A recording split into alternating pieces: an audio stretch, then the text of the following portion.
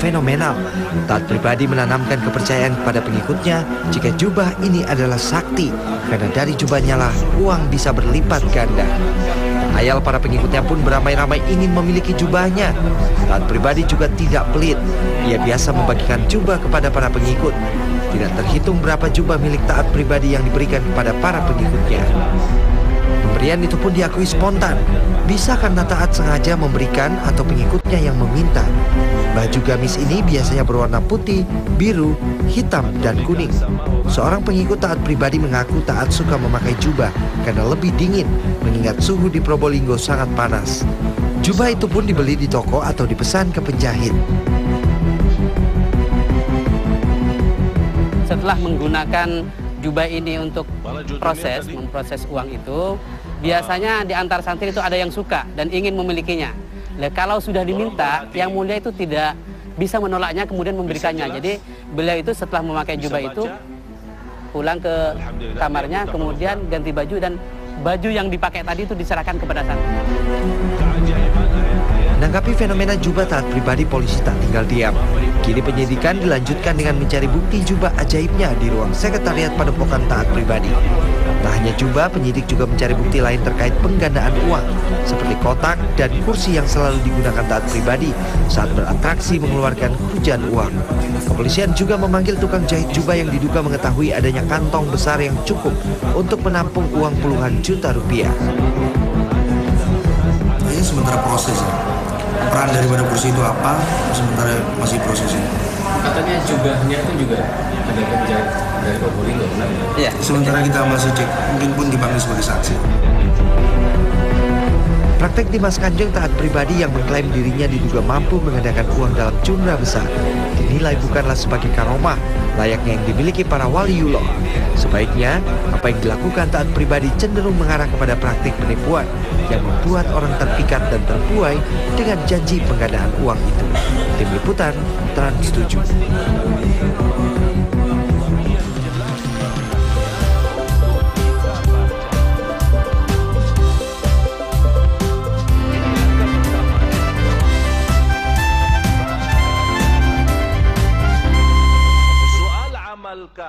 Mengamalkan isi Al-Quran. Selamat pagi. Kayaknya cerita dari Dimas Kanjeng ini belum selesai-selesai juga nih pemirsa. Kalau kita ngomongin soal jubah, itu kan biasanya fungsinya untuk menghangatkan tubuh. Tapi kalau jubah yang satu ini diklaim bisa menggandakan uang, itu kan cukup jenaka ya. Ada-ada aja Dimas Kanjeng ini tidak ada habisnya setiap hari berita tentang dia. Ya, jadi polisi sekarang ini lagi memeriksa berbagai macam properti yang biasa dipakai oleh Dimas Kanjeng seperti jubah dan juga kursi nih pemirsa. Kayak mau taping, kayak mau syutingnya ada propertinya segala ya. Makanya propertinya memang banyak banget, tapi sekarang ini lagi 2 itu yang diperiksa. Dan selain itu juga memburu para pengikut yang paling setia. Salah satunya ini adalah suami dari Marwah Daud. Ya betul banget Rio. Jadi suami Marwah Daud ini tidak hanya sebagai pengikut, tapi dia juga adalah perekrut dari pengikut-pengikutnya Dimas Kanjeng. Nah, ketika merekrut inilah si suaminya Marwah Daud meminta sejumlah harta benda untuk dijadikan mahar. Oh, jadi sebelum gabung itu ada kayak seperti apa? Administrasi gitu ya? Iya, seperti uang pangkal kalau pendaftaran gitu ya. Nah, kita punya pengakuan dari salah satu korban yang berhasil direkrut oleh suami Marwah Daud. Kira-kira pengakuannya seperti apa? Kita lihat yuk. Kasus penggandaan uang Dimas Kanjeng memang mengejutkan. Tapi di balik penangkapan ini, ada kisah tentang loyalitas dari para ribuan pengikutnya. Walau sang Kanjeng sudah ditangkap, pengikut tetap saja membela dan bertahan meyakini kesaktiannya.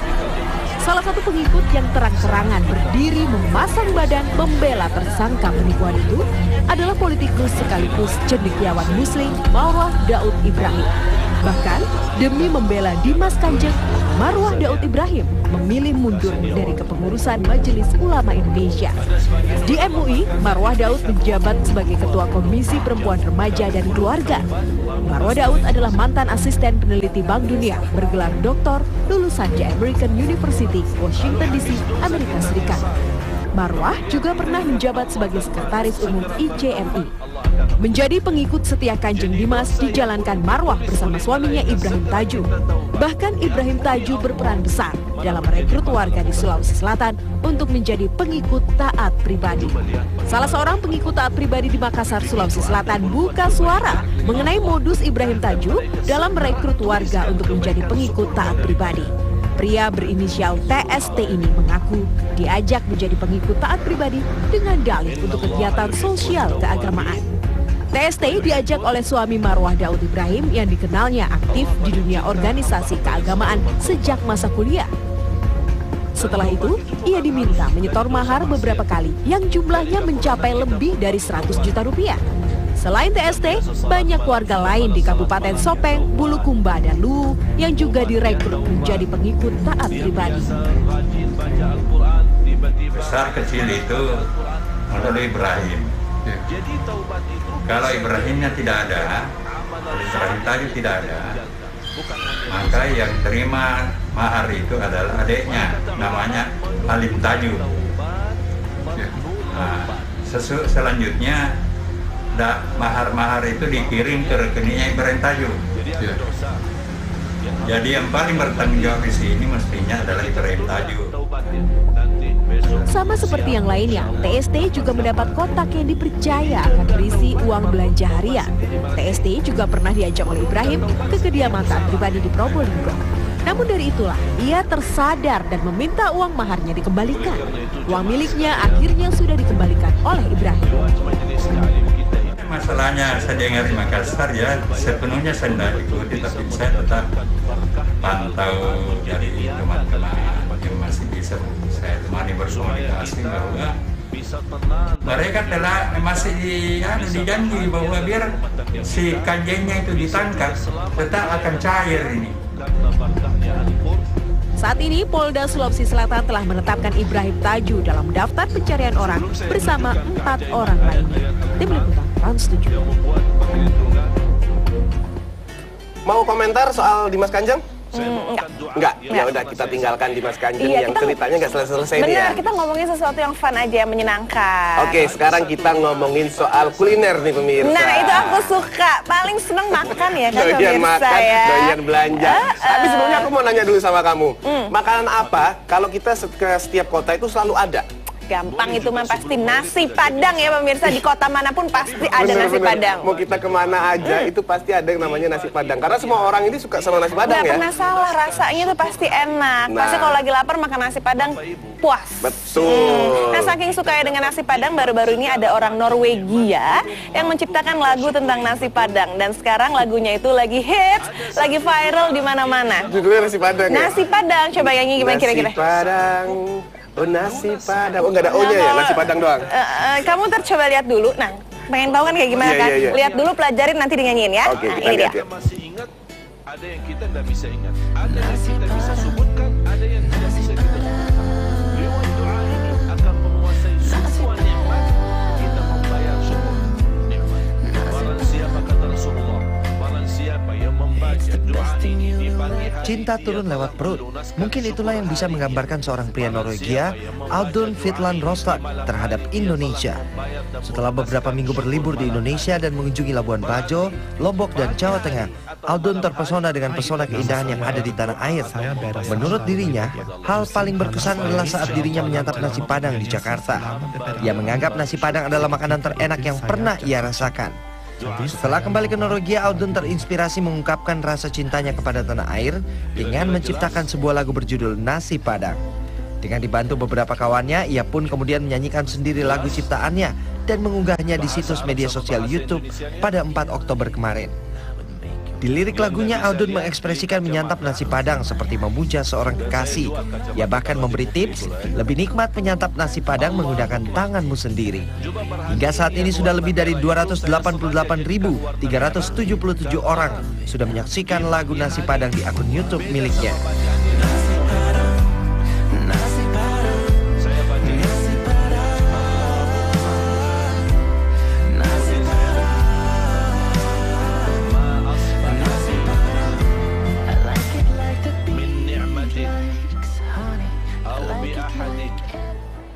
Nasi Padang. Tapi memang kalau kita lihat cukup serius ya pemirsa Serius ya. loh. Dari segi lirik bahasa Inggrisnya juga serius, pembuatan klipnya juga serius. Cukup enak untuk didengarkan ya, Iya. nadanya ya. Liriknya sampai kapanpun nasi Padang.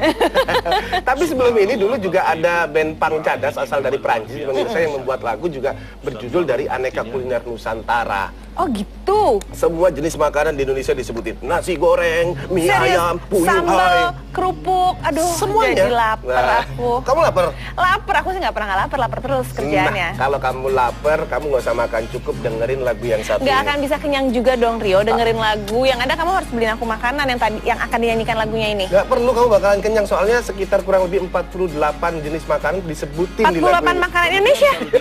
Waduh nih orang Prancis hebat banget. Coba kita lihat yuk pemirsa. dijadikan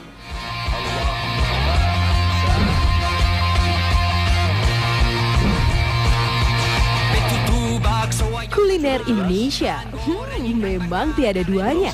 Saking melegendanya cita rasa kuliner Nusantara, tak jarang kudapan khas tanah air menjadi buruan turis mancanegara.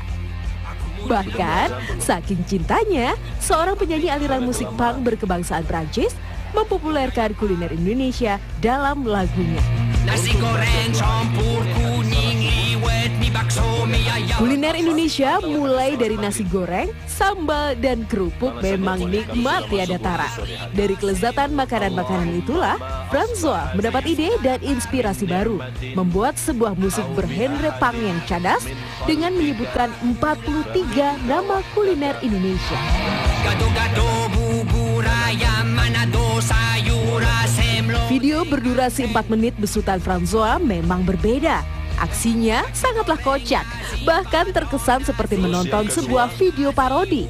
Mulai dari kalimat "aku lapar", pedas, empal, hingga pepes disebutnya semua. Dari video ini pun terlihat betapa Francois menjadikan kerupuk makanan favoritnya.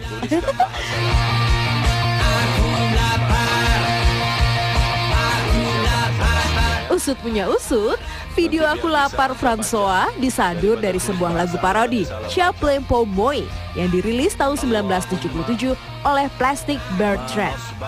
Dalam pembuatan video klipnya, Francois dibantu oleh relawan dan rekan-rekannya.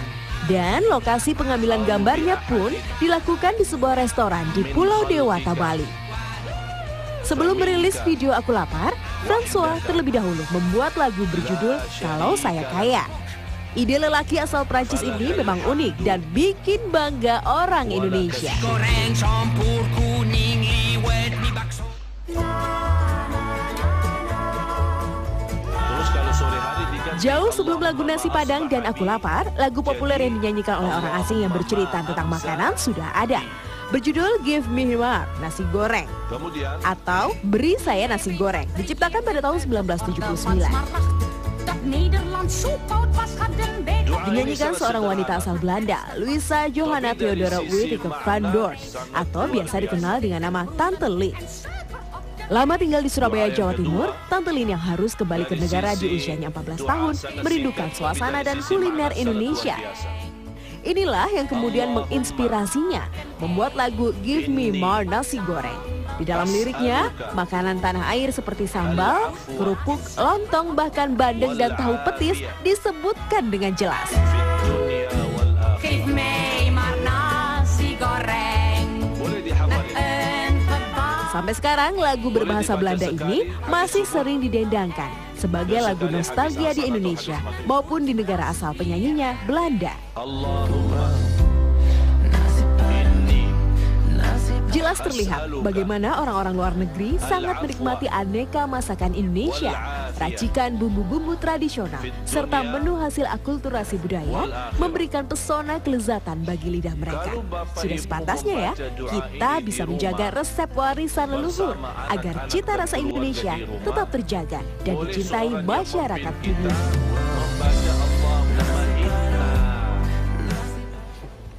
Nah, para band asal luar negeri ini yang bercerita tentang kuliner Indonesia ikut mendadak top ya. Jadi terkenal. Karena videonya banyak yang nge-share, akhirnya menjadi viral. Nah itu tadi, kalau kita ngomongin soal sosial media atau YouTube itu memang nggak ada habisnya. Orang itu bisa jadi terkenal. Mau bikin apapun, kalau udah di-share di YouTube atau media sosial, semua orang akan tahu nih pemirsa. Nah ngomongin soal YouTube nih, anakku yang baru umur 2 tahun aja, itu kalau didengerin lagu anak-anak di YouTube nih pemirsa, dia tuh seneng banget. Seneng banget ya? Seneng banget. Jadi tapi kadang-kadang YouTube itu kan bahaya ya, suka ada link-link yang nggak sesuai dengan usianya. Nah ini tadi, makanya kan banyak anak-anak yang antusias dengan YouTube, makanya YouTube ini bikin versi anak-anak, namanya YouTube Kids nih pemirsa. Aduh, itu dia yang ditunggu-tunggu oleh saya dan tentunya ditunggu-tunggu oleh banyak pemirsa juga ya, YouTube Kids, YouTube khusus anak-anak. Betul. Jadi soalnya ini beberapa hari lagi mau udah hadir di negara-negara Asia, jadi kita udah bisa download, aman buat anak-anak. Jadi sudah hadir negara Asia, aku akan langsung download karena selama ini aku khawatir banget, aku udah nggak bolehin lagi anakku nonton YouTube karena semenjak ada banyak kasus ya, yang linknya kok itu video-video dewasa gitu. Nah, selain itu juga ada aksi sosial media lainnya. Ini ada host acara otomotif yang dia ditantang untuk menjawab sejumlah pertanyaan di dalam mobil yang sedang melaju kencang. Gimana mau jawab, nggak bisa konsentrasi pengen dong, Bu? tahu kan seperti apa? Inilah dia aneka viral yang terjadi di sosial media. YouTube Kids telah memasuki zona Asia dimulai dari Malaysia dan Filipina. Berbasis aplikasi untuk ponsel pintar, YouTube Kids menawarkan kanal dan video yang sesuai untuk anak-anak. Konten yang lebih bersahabat dan bersifat edukasi dijaring langsung oleh para staf YouTube pusat. Aplikasi ini juga dilengkapi dengan fitur timer atau pengatur waktu, sehingga para orang tua dapat mengatur durasi anak menonton video. YouTube Kids hadir bagi para pengguna iOS dan Android. Menjadi juara American Ninja Warriors merupakan impian Layla McCall. Untunglah ia memiliki ayah yang luar biasa yang dapat membangun perangkat halang rintang dari peralatan sederhana. Bukan hanya itu, Gavin juga mengomentari aksi berani Layla seperti yang dilakukan dalam acara sebenarnya. Oh my goodness, and look at that, one-handed over the water bottles. The running start. And yes, she's made it up the warp wall. 2 minutes and 23 seconds and she's on her way to bed. Video yang diunggah oleh Gavin McCall ke laman Facebook resmi American Ninja Warrior ini telah disaksikan lebih dari 50 juta pengguna Facebook. Jeremy Clarkson, Richard Hammond, dan James May kali ini tidak akan mengulas soal otomotif terbaru, tetapi harus menerima tantangan spesial dari James Corden. Sambil mengendarai mobil balap berkecepatan tinggi, ketiganya harus berlomba menjawab pertanyaan terbanyak dari Corden. Favorite One Direction member, Harry. What's the craziest thing you've ever done in a car? This. No way, that's not true. Pertanyaan yang diajukan cukup mudah, namun tekanan saat berkendara berhasil mengecoh Richard Hammond. What is 14 times 6? I don't know. It's 1884. Well done. What year was the US Declaration of Independence? Seru banget ya kayaknya, panik dong jawabnya. Nih pemirsa, kalau pengen lihat ada keseruan lain dari video viral yang ada di sosial media, abis ini akan ada pertemanan antara koala dan kupu-kupu. Koala lucu. sama kupu-kupu. Koala lucu ya, jadi ceritanya si koala lagi manjat pohon, terus tiba-tiba ada kupu-kupu datang nemplok di hidungnya.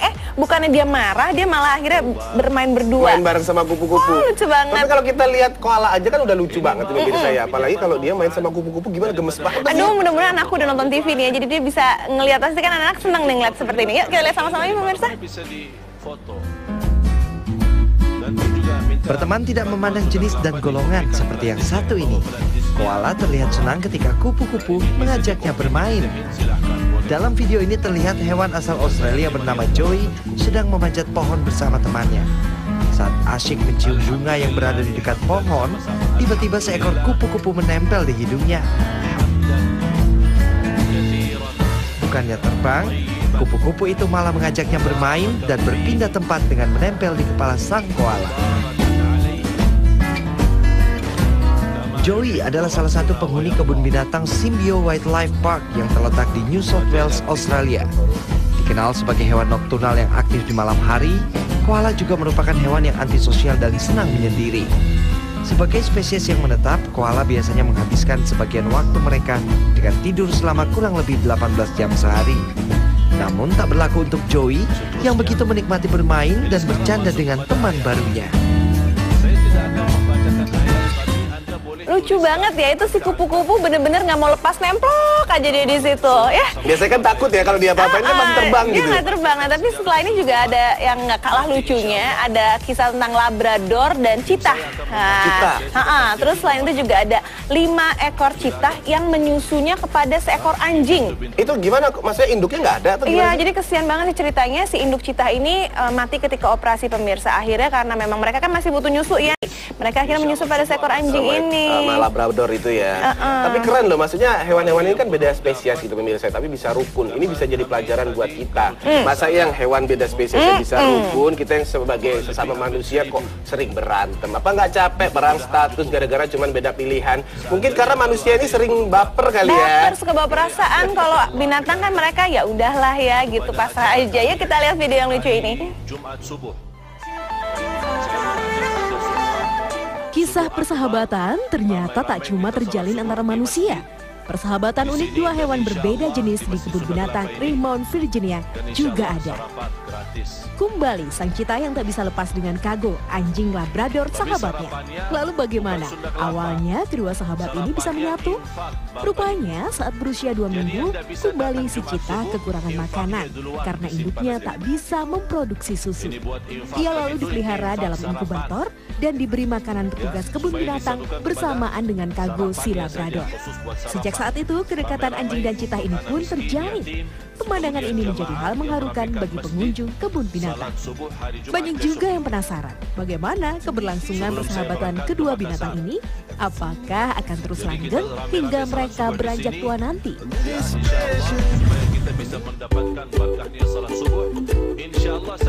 Beruntung sekali nasib 2 ekor bayi tupai merah ini. Kedua bayi tanpa induk ini kini diasuh oleh seekor kucing bernama Belka. Kisahnya berawal saat petugas kepolisian Poltava, Ukraina mendapat laporan dari warga sekitar tentang 2 bayi tupai yang ditinggalkan induknya. Petugas selalu membawanya ke dokter hewan untuk diperiksa kesehatannya dan mencari kebun binatang untuk rumah tupai-tupai ini.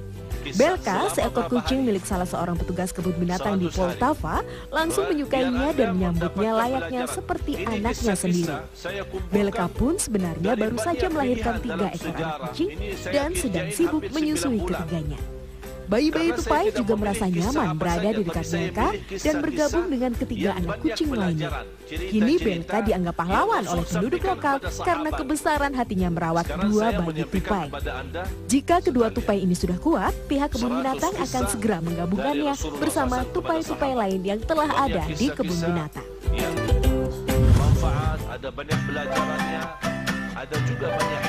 Kasih sayang tulus kepada sesama juga ditunjukkan seekor anjing yang rela menyusui 5 ekor bayi cheetah di Cincinnati, Amerika Serikat. 5 ekor cheetah ini akhirnya kembali menemukan kehangatan dan kasih sayang seekor induk, meski hal itu mereka dapatkan dari seekor anjing. Induk 5 ekor cheetah ini mati setelah menjalani operasi sesar ketika melahirkan. Para petugas kebun binatang Cincinnati kemudian mencari cara agar kelima bayi cheetah ini tetap mendapatkan kasih sayang dan insting binatang. Tercetuslah ide untuk mengenalkan cheetah pada Blakely, seekor anjing gembala Australia. Di luar dugaan, Blakely bersedia dan kelima bayi cheetah itu pun tak menolaknya. Bahkan, Blakely juga mengajari anak asuhnya ini cara menggigit dan tidak menyakitkan. Jadi ayat perlindungan ini, jamaah sekalian. Aduh lucu banget ya, kalau bisa dibawa pulang satu, pengen dibawa pulang, tapi Saya jangan. Nggak boleh, mereka harus hidup di habitatnya masing-masing. Nah, sekarang dari pecinta binatang kita berpindah ke pecinta teknologi. Di sini kami berdua akan mengupdate teknologi terbaru yang baru ditemukan. Ini menarik nih pemirsa, ada robot tanding tenis meja. Oh jadi teman sparring? Teman sparring, jadi kok kita nggak punya teman untuk main tenis meja, nggak khawatir ada robot ini, soalnya dia bisa prediksi kemana bola mengarahnya. Pasti seru. Tapi yang satu ini buat mereka yang lagi membutuhkan asisten rumah tangga, ini biasa ada robot yang namanya Big Eye. Jadi ini bisa membantu segala urusan rumah tangga. Dan uniknya Big Eye ini bisa diatur. Aku mau, itu penting banget buat ibu-ibu ini ya. kamu mesti beli, karena ini bisa disetting sesuai dengan karakter si majikan. Oke. Jadi kalau semuanya majikannya lembut ya bisa disetting nanti dia ikut lembut juga. Jadi perasaannya bisa connecting ya. Betul. Nah yang paling penting mereka juga nggak ada alasan pulang kampung. Oh betul, yang pasti ini nggak akan was-was setiap lebaran, takutnya nanti nggak balik, cuma minta THR. Ya, minta THR robotnya ya. Nah, setelah ini juga untuk para wanita ya, ini menarik banget karena ada cermin yang bisa memberikan segala macam informasi. Bisa diajak ngobrol cerminnya. Tapi ini gawat loh ini, Bu. Kenapa? Kalau soalnya mau kondangan bisa telat gara-gara ngerumpi sama cermin. Ngerumpi sama cermin. Udah gitu katanya cermin bisa selfie juga lagi. Seru dong. Bisa selfie bareng. Nanti kita lihat ya, ini dia.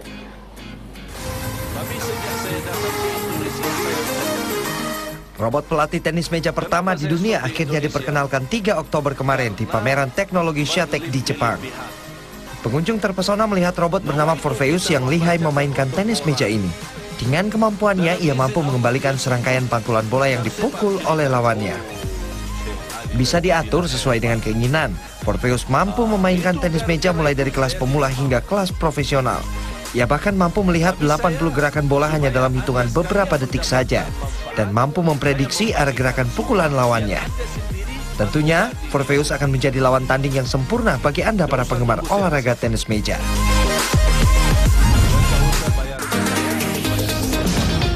Perkenalkan, Big Eye, robot asisten pintar untuk keluarga Anda. Memiliki fitur face recognition atau sistem pengenal wajah yang mampu mengenali satu persatu anggota keluarga Anda. Dengan respon aktif untuk melihat, mendengar, hingga berjalan dilakukan melalui perintah suara. Kendali instruksi dijalankan untuk mengatur kebiasaan unik penggunanya. Sensor pun disematkan di Big Eye. Ia dapat mengatur keadaan suhu ruangan, lampu, sentuhan hingga menghindari tabrakan. Yang tak kalah menarik, potensi robot Big Eye dapat diintegrasikan dengan berbagai perangkat pintar di rumah Anda. Seperti mengatur televisi, cukup dengan lambaian tangan, hingga memutar musik untuk teman si kecil. Jika terhubung dengan koneksi Wi-Fi, di masa depan Big Eye ingin lebih dekat dengan pengembangan aplikasi untuk lebih membantu hidup manusia. Berkali-kali sambil Anda merasa sudah ngantuk atau sudah capek, sudah stop. Tidak ada batas. Itu subhanallah sangat luar biasa manfaat. Dan saya mengajarkan keluarga termasuk anak saya, apapun sakit. Cermin canggih ini siap menemani waktu berdandan Anda menjadi pengalaman yang menyenangkan. Setelah Anda menyambungnya ke koneksi internet melalui fitur pengenal suara yang bisa diajak mengobrol, Perseus Mirror mampu memberikan informasi seperti kondisi suhu cuaca melalui layar display yang tersedia. Bahkan cermin ini mampu memberikan video tutorial panduan Anda untuk mempermudah Anda bersolek. Bagi Anda yang narsis dan sangat suka sekali berfoto diri, buang jauh-jauh semua kamera selfie Anda. Karena dengan kamera HD yang disematkan di Perseus Mirror, ia akan mengambil foto diri semudah Anda memintanya di depan cermin. Kerennya lagi, dalam waktu sekejap Anda pun bisa langsung mengunggahnya ke situs media sosial favorit Anda. Jadi, mulai sekarang, bersiap-siap untuk berangkat kerja atau pergi ke pesta akan menjadi waktu yang dinanti dengan adanya Perseus Mirror ini. Dijual dengan 5 pilihan warna, Perseus Mirror dijual mulai harga $249 juta Amerika Serikat atau sekitar $2.400.000.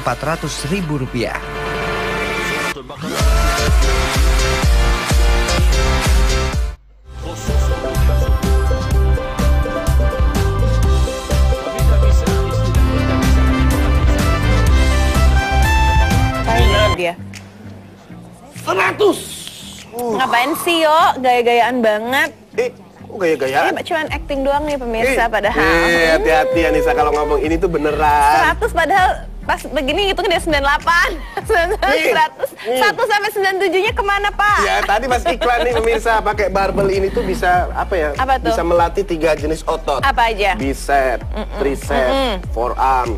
Itu bisa jadi gede. Jadi hanya dengan gerakan simple bisa ngelatih banyak, manfaatnya banyak ya. Cukup dengan barbel. Oh, apalagi nih hari weekend, hari Minggu kan nggak mungkin yang nggak bekerja bisa berolahraga. Tapi itu kurang menantang sih, ya pemirsa ya. Kenapa? Kurang menantang soalnya ada barbel yang terbuat dari besi baja dan ini produksi lokal. Pakai yang itu dong. Siapa yang bikin? Di Klaten ada. Kresna sedang investigasi. Oh, kok investigasi ya? Sedang mencari tahu seperti apa produksinya. Silahkan Kresna.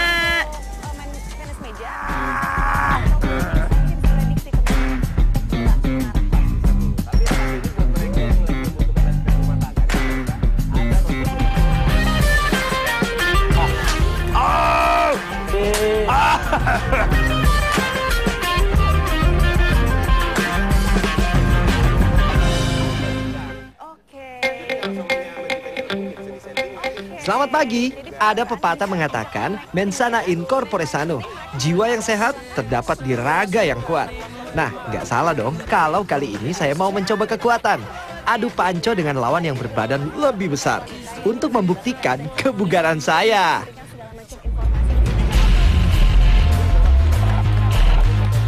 Semua sudah siap? 3, 2, 1.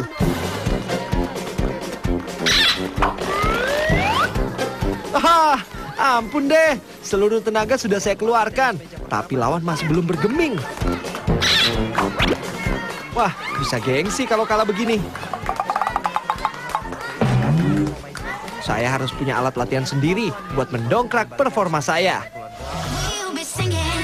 Mas, Hastakar ini yang jual barbel ya, yang buat nge-gym itu? Di sini tempat proses pembuatannya. Oh. Termasuk salah satunya barbel itu? Iya. Saya pikir tempat yang menjual alat gym itu bukan ya? Bukan. Bisa lihat ke dalam, Mas? Ya bisa, masuk aja. Oke. Ternyata salah pemirsa. Saya kira tempat ini menjual barbel baja untuk olahraga, tapi ternyata di sini adalah tempat produksinya. Lumayan kan? Saya jadi bisa melihat proses pembuatannya. Kita tengok saja yuk. Jenis logam yang digunakan dalam pembuatan barbel berasal dari besi baja. Bahan utama ini didapat dari pengepul besi bekas. Semua bahan besi baja bekas ini dilebur terlebih dahulu dan diperlukan waktu 6 hingga 7 jam untuk melakukan proses peleburan. Dibutuhkan lebih dari 1500 derajat Celcius, suhu yang dibutuhkan untuk meleburkan logam jenis baja.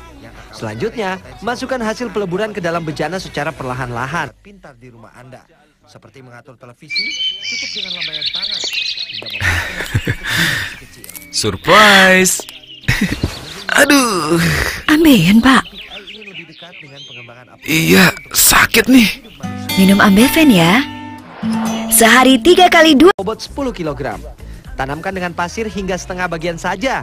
Taburkan pasir dari batuan cadas untuk membantu proses pelepasan cetakan nanti ya. Tempatkan wadah kotak seperti ini dan isi kembali dengan pasir hingga padat. Selanjutnya, angkat kembali bagian atas dan ambil si barbel tiruan. Oh ya, jangan lupa berikan lubang sebagai jalan masuk baja cairnya. Sip, baja cair siap meluncur menuju pencetakan. Lakukan dengan cepat ya, untuk menghindari turunnya suhu cairan dan baja kembali mengeras. Sekarang saatnya saya mencoba menuang baja cair pada cetakan ini. Ya langsung aja, nggak apa-apa, lubangnya langsung lubangnya aja. Terus. Waktu Mas. Iya. Dengan segenap tenaga, akhirnya saya berhasil menuang baja cair. Ya, meskipun masih bertumpahan. Jadi memang itu sekitar 15 kg. Dan kalau salah-salah makanya tadi tumpah-tumpah seperti tadi Mas ya? Iya. Dan juga nggak boleh kelebihan. Jadi kalau kelebihan cetakannya nanti pecah. Pijakannya pecah dan juga mudah retak. Di proses ini wajib hukumnya memakai alas kaki. Jangan sampai cairan baja panas yang tertinggal di pasir terinjak oleh kita.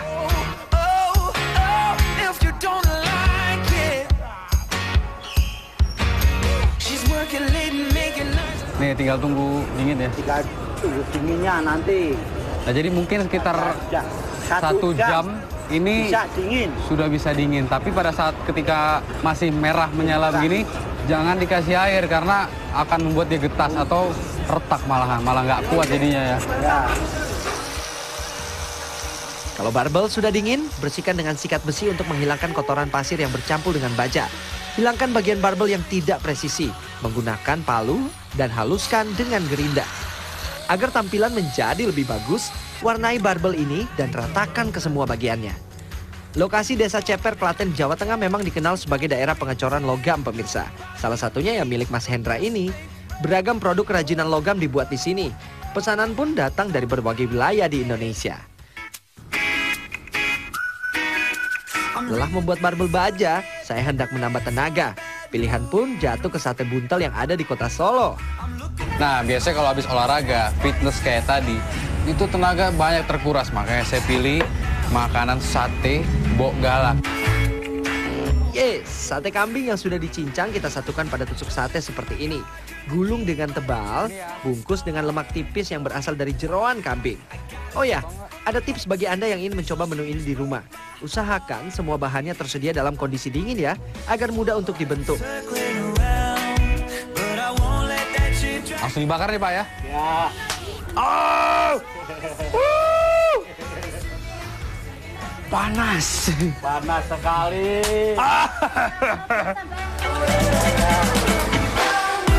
Sip. Tinggal bakar sate buntal ini, bolak-balik tiap sisinya sekitar 5 menit saja. Sate matang, siap disantap. Selamat makan. Cukup membayar 35.000 saja per porsi. Lidah terpuaskan, menari-nari karena kenikmatan rasa dan lembutnya sate buntal Mbok Galak ini. Wah, paling pas itu kalau kita makan pas lagi lapar-laparnya. Apalagi ini sate Mbok Galak. Jadi daging cincang itu pas, lembut, dan juga lemaknya nggak terlalu banyak. Dan biar aman, makan daging kambing paling tidak maksimal 100 gram. Jadi biar tetap aman. Kresna Herdiato, Anggi Yuda Praitno, Jawa Tengah. Wih, Anissa, pagi-pagi orang olahraga dia main nyemil. Enak banget. Pantasnya kalau dilihat badan kamu tuh langsing. Sarkasme ya itu ya. Dan aja orang lagi nyemil enak-enak hari Minggu kan saatnya bebas. Apa sih itu? Singkong enak. Coba sini. Nggak boleh, lu nggak ada tuh doang. Sekarang udah selesai olahraganya. Enak banget. Enak kan? Tapi kalau ngomongin soal singkong ini memang juara banget pemirsa. Hampir berbagai jenis makanan itu olahannya dari singkong. Contohnya di Cimahi itu ada yang namanya kecimpring aneka rasa dan rasi. Enak. Enak dong. Aku tahu tuh rasi itu. Kemarin kan Putih juga cerita. Nah ini kan seperti nasi kan teksturnya kan. Teksturnya seperti bisa nasi. menjadi makanan pengganti beras. Bahkan kemarin Putih juga di sana sudah membuat rasi ini menjadi nasi goreng. Enak nih buat makan sarapan pagi-pagi nasi goreng dari singkong. Kebayang dong nasi goreng dari singkong ini rasanya seperti apa? Penasaran kan? Langsung kita lihat yuk. Putih silakan.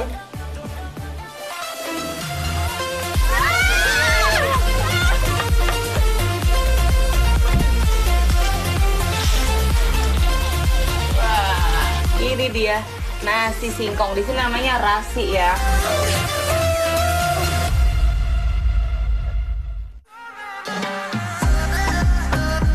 Selamat pagi, sudah sarapan belum? Ngomong-ngomong soal makanan nih, banyak masyarakat Indonesia yang merasa belum makan kalau perut belum ketemu nasi. Maklum, nasi masih menjadi makanan pokok kita. Padahal karbohidrat sumbernya bisa didapat dari mana saja loh.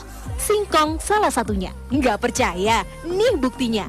Keberadaan kampung adat Cirende, Cimahi, Jawa Barat. Di sini warganya segar bugar, kuat dan sehat walafiat, walau setiap hari menjadikan singkong sebagai makanan pokoknya. Asal-usul mereka menjadikan singkong sebagai pengganti nasi karena ada 20 hektar hamparan kebun singkong mengelilingi desa. Tak heran ya, kawasan ini juga dijuluki sebagai Kampung Singkong. Yuk, mari kita buktikan. Betul tidak? Di sini memang tempatnya komoditas singkong berlimpah ruah. Wah, lumayan besar ini. Soalnya di sini semuanya itu udah siap dipanen. Usianya udah kurang lebih 8 bulan ya, Bah ya. Nah, paling penting itu pertama harus dipotong bagian atasnya dulu biar nariknya gampang. Jadi ke bawah semua tuh, nggak ada yang ketinggal. Oke, coba. Bernama latin Manihot esculenta, singkong yang kami panen berukuran 50 hingga 80 cm. Gede kan?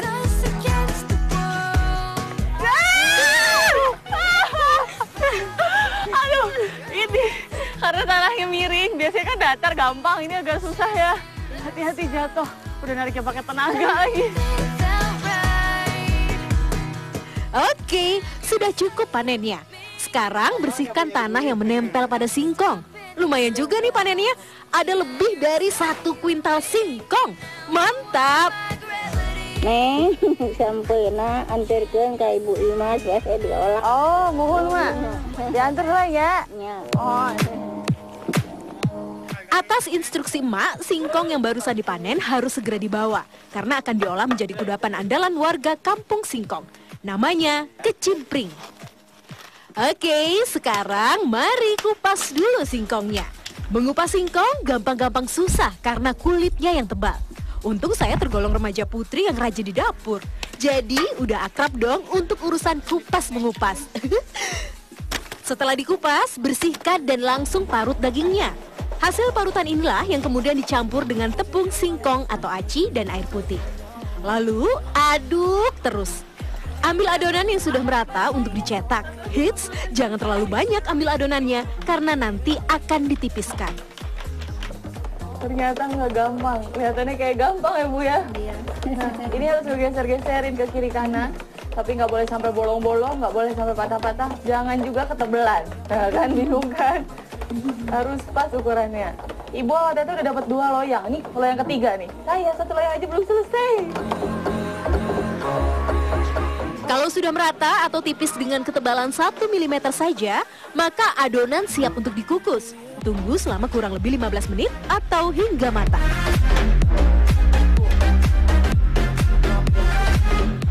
Tada! Adonan sudah matang. Lepas adonan dari cetakan,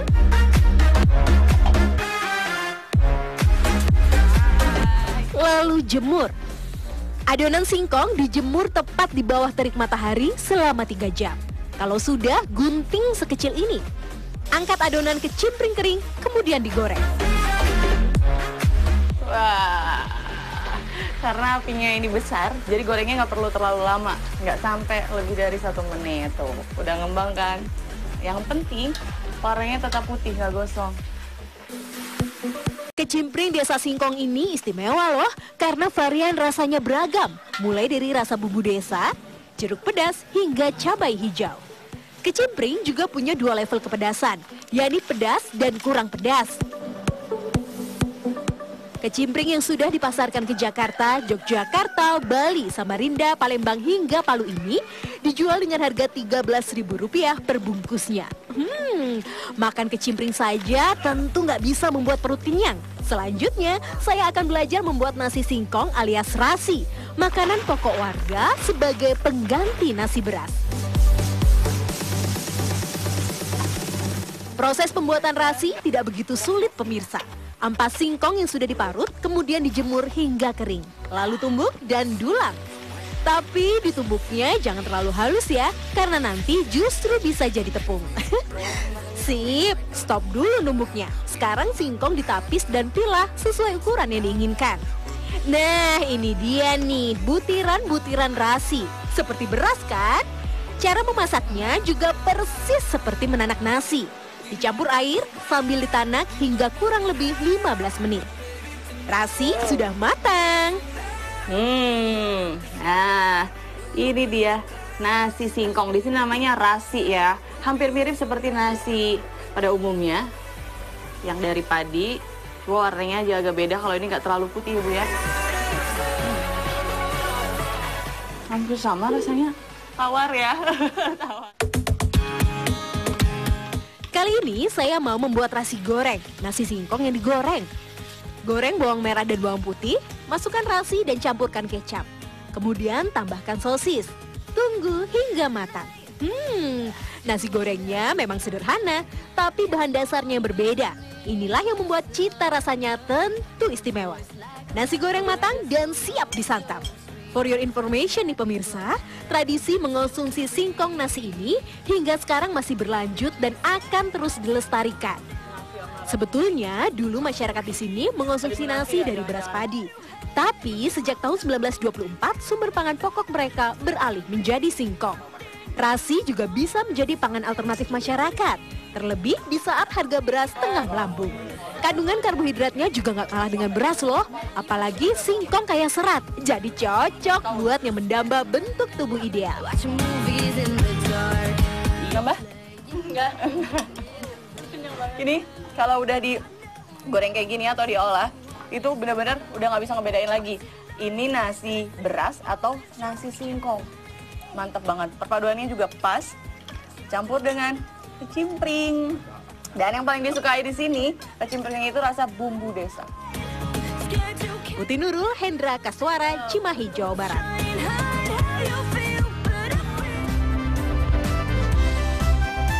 Selamat pagi pada hari ini membuat Anda happy ya. Tapi sayang sekali kami berdua harus pamit. Jangan lupa follow Twitter dan Instagram kami di @selamatpagi7 ya. Bersama saya Indraman. Dan saya Anissa Pohan, tonton terus. Selamat pagi.